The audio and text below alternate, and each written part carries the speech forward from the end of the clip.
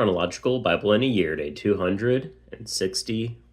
And what we see happening here is quite interesting. Cyrus has issued the temple be rebuilt. The Jews have returned to Jerusalem and they start the rebuilding process. If you recall, when Judah was taken and the people were stripped away to Babylon, they also deposited some of their own people in Judah, people who are trying to hinder this work, where they send a letter to the king of Persia saying, hey, this needs to stop. These are rebels. Let them rebuild their wall and they'll rebel against you. So they dig through the treasury. They find that, in fact, Judah is reported as a people who have done that in the past. That's why after they were kind of conquered, they were reconquered and sent into exile. But after a period of about 15 years, they begin rebuilding the temple. Again, we have new people trying to oppose them, and they're like, hey, check your records. Like, what's going on? I think these people are being treacherous. So Darius checks the records and he finds that they're not being treacherous. And so he's like, yeah, let the work begin and you should pay for it. The people who are trying to hinder the work are now kind of paying the bill. They have to provide timber. They have to provide animals for the sacrifices. It didn't quite go according to plan.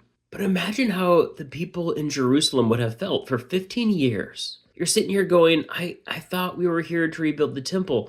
I thought God remembered us. I thought we were going to be us again. But he's gone. What happened? So too, we often find ourselves in these situations, don't we?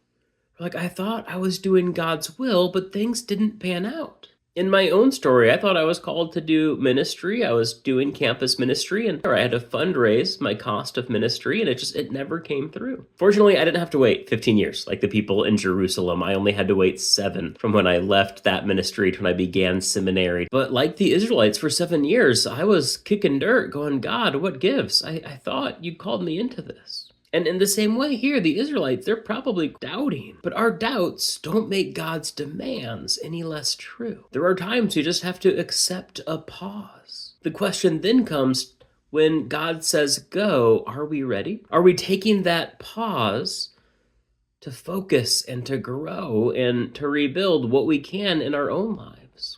So maybe, like the Israelites here, we need to take some time and pause for the sake of that future victory. So how can we prepare ourselves for whatever battles, whatever temptations, whatever life may throw at us, so we can come out the other side victorious with Christ? Let's prepare ourselves to be used by God in mighty ways. I'm looking forward to reading Haggai tomorrow, but until then, God bless.